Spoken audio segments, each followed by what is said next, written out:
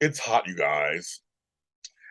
I live in Los Angeles and I live in California where we've had a drought for years. And we came out of the drought and we're back in the drought. It's been crazy.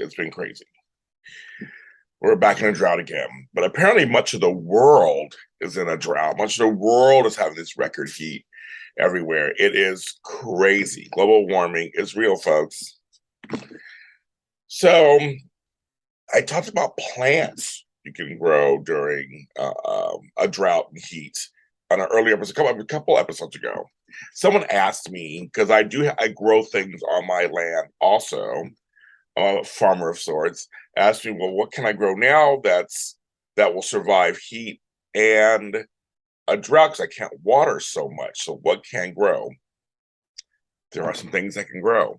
Now I'm gonna name some vegetables and grains, 8 of them that are good. A couple I didn't know about. I did some research and I found out. Like on my land right now, the only thing that's coming in are my plums and my lemons. The plums are surprised they're coming in. I'm very happy they're coming in, but I was very surprised. But they're coming in. But my lemons, they always seem to come in. Usually all the time. So I'm very excited about that. So now I'm gonna tell you some of the other things, and some of them I didn't know. I knew some and some I didn't know. I have to look at my phone because I have them on my phone. Um, my notes. I have notes over here. I have notes on my phone.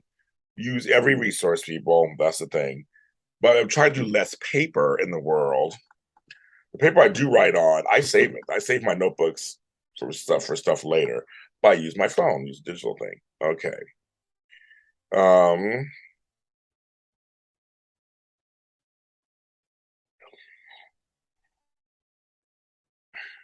right. Now it's my actual let's say do it this way. Okay, that's good.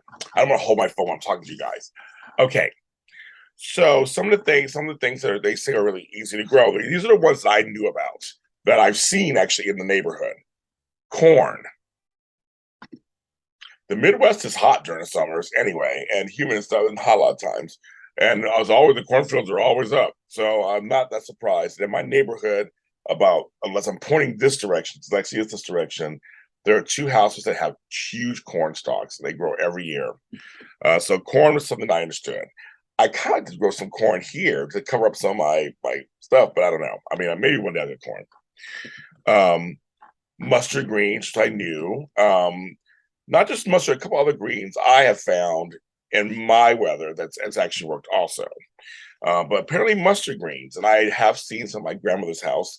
She used to grow them on. She only lives 10 blocks away, so I knew that.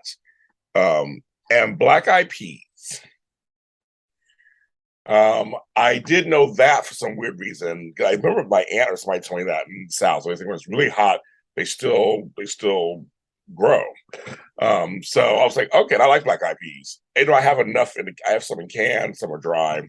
But those are the ones that I knew. So corn, black eyed peas, and mustard greens. I knew that. There are a few others I didn't know.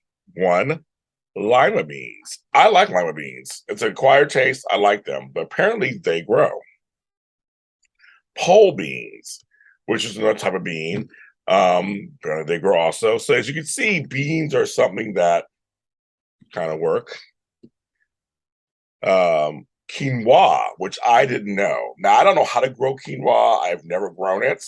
I now want to try it, so I'm going to go try it, and I'll document it on here how it goes. I'll make sure that because I do some episodes I've done that were audio only, but this one I'll make sure it's video.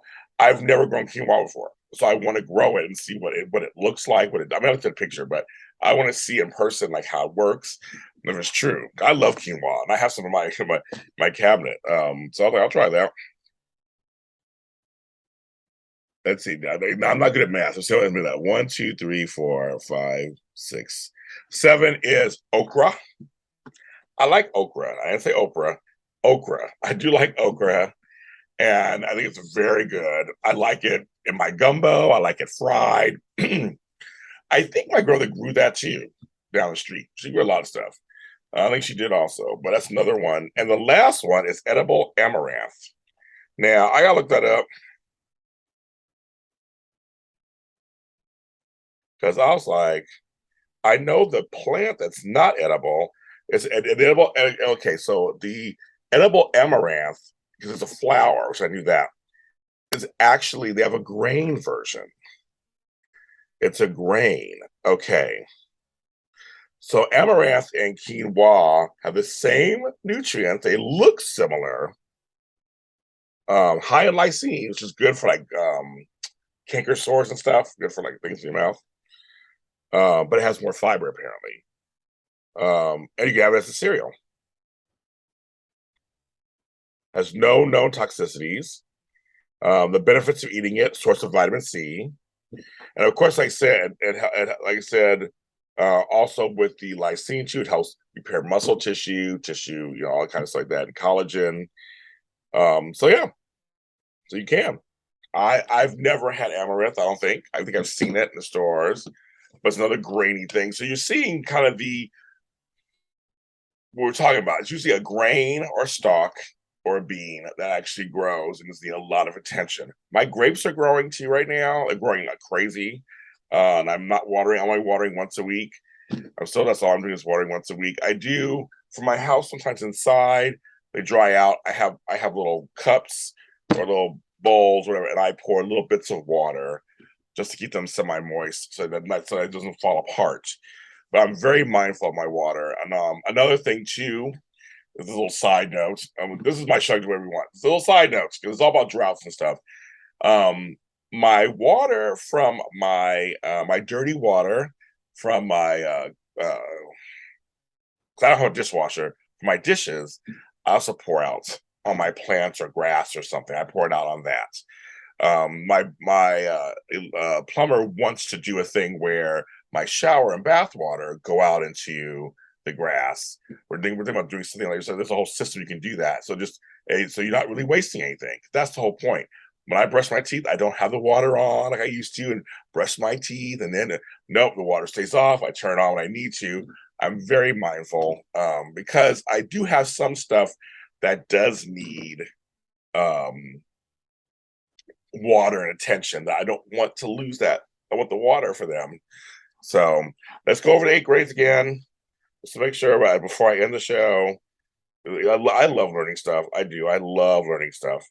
Lima beans, pole beans, corn, black eyed peas, amaranth, edible amaranth, quinoa, mustard greens, and okra. So try those. And I said for me right now, my plums are growing, my lemons are growing. I think my sister said her lemons are growing too. But nothing else at the moment. So none of my other stuff I have on my property is. But I'm gonna try the quinoa, and we'll do a progress report and see how that goes. I'm James. I'm doing this is a lot beneath the soil. We'll be back from the episode talking about what's beneath the soil, apparently. And I will talk to you next time. Bye.